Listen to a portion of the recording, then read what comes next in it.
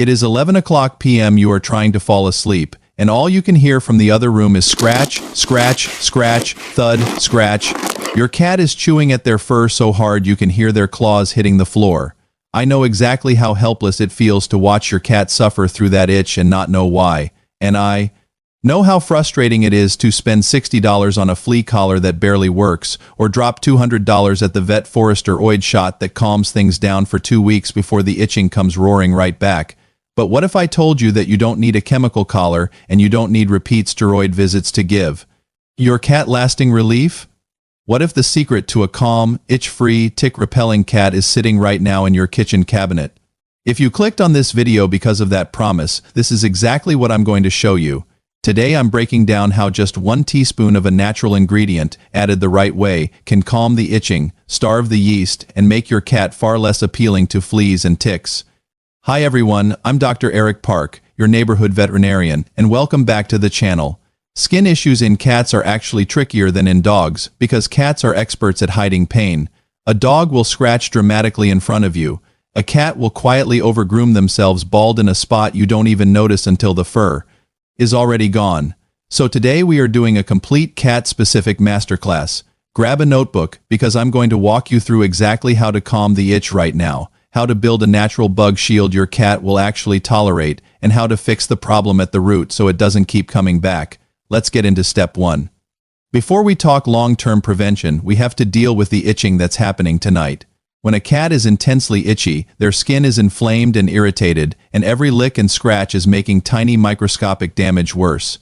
We need to interrupt that cycle immediately. If you part your cat's fur and see small red bumps or patches where the fur looks thinner and the skin underneath looks angry, I want you to go to your kitchen and grab plain, cold-pressed, unrefined coconut oil. I talk about coconut oil a lot on this channel because it genuinely is one of nature's most useful ingredients. It's rich in lauric acid, a natural antibacterial and antifungal compound. Take an amount about the size of a small pea, warm it slightly between your fingers until it turns liquid, and gently massage it into the irritated patch. It cools the skin, creates a light protective barrier, and if your cat licks it off afterward, that's completely fine, since it's safe for them to ingest in small amounts. But here's the specific cat problem I want to address, because it's different from dogs. If you notice your cat's ears look a little greasy, or there's a faint yeasty smell when you scratch behind their ears or under their chin, that's very likely a yeast overgrowth called malassezia. It thrives in warm, slightly oily areas on a cat's body, especially the chin, the ears, and the base of the tail. To fight this, we use diluted apple cider vinegar. Vinegar shifts the pH of the skin to become more acidic, and yeast simply cannot survive in that environment. Mix 1 part apple cider vinegar with 3 parts water, since cat skin is more sensitive than dog skin and needs a gentler ratio. Dip a cotton ball into the mixture and gently wipe the affected area, avoiding the eyes completely. Important vet warning here. Never apply this to skin that is already broken, scabbed, or bleeding from scratching. Vinegar on an open wound will sting intensely and cause your cat to panic. Only use it on intact, irritated skin. Now, what if the itching is more widespread across the back, the belly, and the legs? For cats, we don't recommend a full bath the way we might for a dog, because most cats find baths to be a traumatic experience that raises their stress and, ironically, can make itching worse through stress-related overgrooming.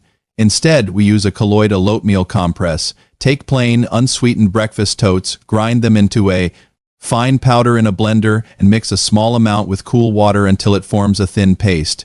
Take a soft washcloth, dip it into the mixture, wring it out so it's just damp, and gently press it onto the irritated areas for a minute or 2 at a time.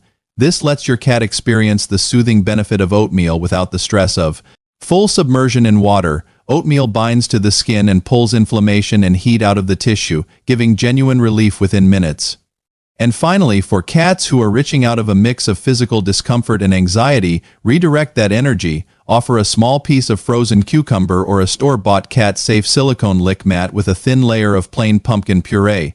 The act of licking and working for a treat releases calming chemicals in a cat's brain, and it distracts them from the itch cycle just long enough for the other remedies to start working. Let me give you a real example of why this 2-part approach matters. Last month, a 12-year-old tabby named Oliver came into my clinic completely bald along his lower back from months of compulsive licking. His owner had already tried 3 different flea shampoos and a $150 bag of prescription food, and nothing was working. When we looked closely, it wasn't fleas at all. It was a yeast overgrowth at the base of his tail that had been quietly building for weeks.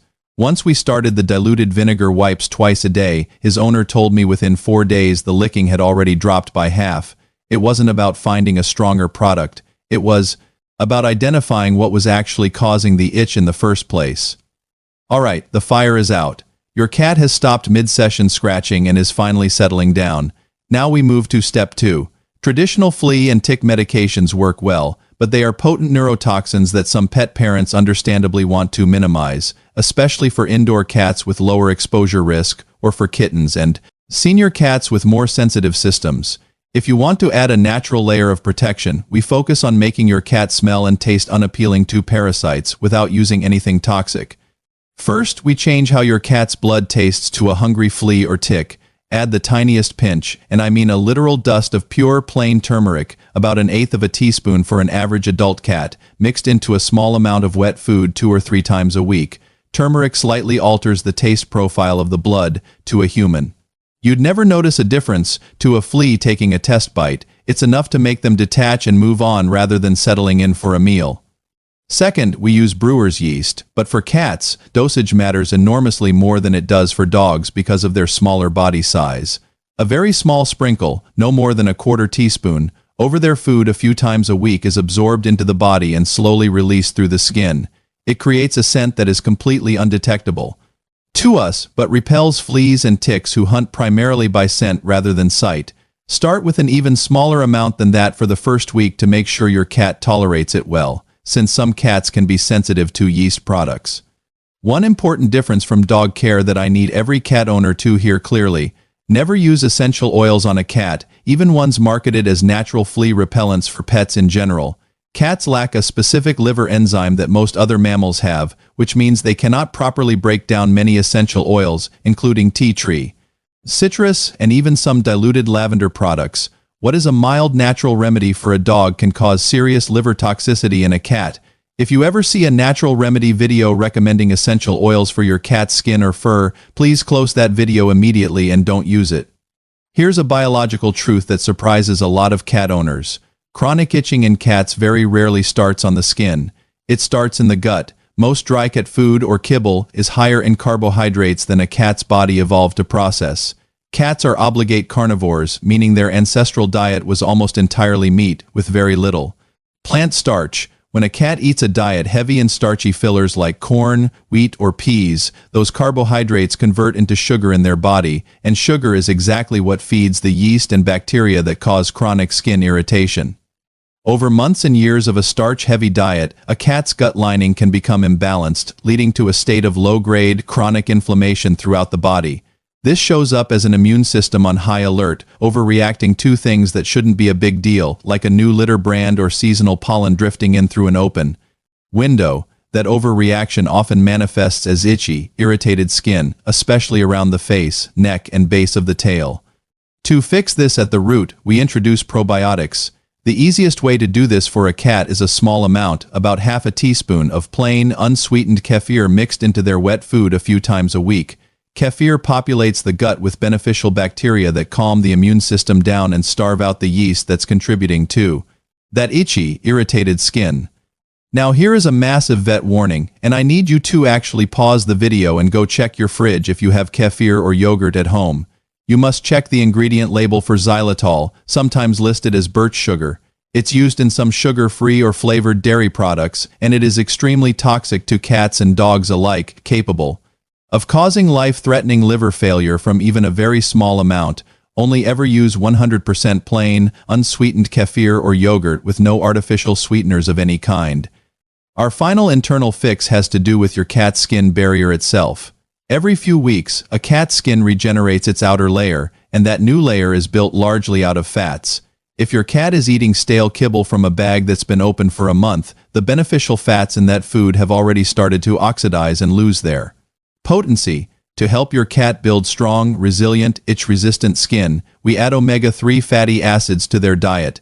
My favorite and most affordable option is a small amount of canned sardines packed in water with no added salt. A quarter of one sardine mashed up and mixed into food twice a week is a powerful dose of omega-3s for an average cat. If your cat isn't a fan of fish, a tiny bit of plain, cooked, unseasoned egg works as an alternative source of healthy fats and protein. I saw this play out clearly with one of my longtime clients, a rescue cat named Biscuit. Biscuit had recurring itchy flare-ups every few months, and his owner assumed it was seasonal allergies each time, treating it with a new topical every spring. But the pattern kept repeating. When we finally looked at his diet, it was almost entirely a starchy, budget dry food. We added a small amount of plain kefir to his meals for 6 weeks, and his owner reported that flare-up season came and went for the first time without a single hot spot. The skin was never really the problem. It was a downstream symptom of what was happening in his gut. We've covered coconut oil, diluted apple cider vinegar, colloidal oatmeal, turmeric, brewer's yeast, kefir, and sardines. I can already sense some of you feeling a bit overwhelmed, wondering how you're going to fit all of this into your cat's routine. Here is the golden rule, and it's the same one I give every pet parent: you do not add all of these at once. Cats have sensitive digestive systems, and introducing several new ingredients on the same day is a fast way to end up with an upset stomach and a very unhappy cat. Instead, use a simple rotation. Pick one skin soother, like the coconut oil or oatmeal compress for topical relief. Pick one internal support, like kefir or sardines, added to their food a few times a week.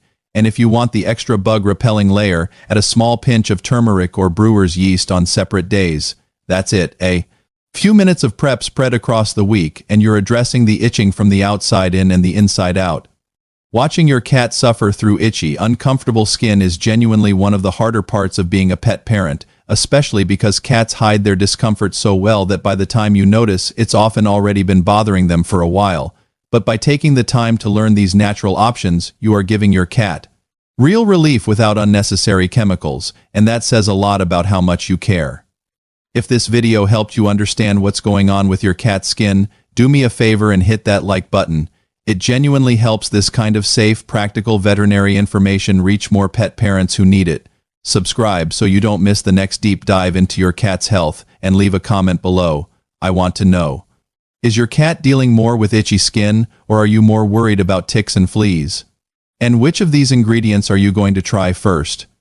Give your cat a gentle scratch under the chin for Dr. Eric tonight. Stay safe, trust your instincts, and I'll see you in the next video.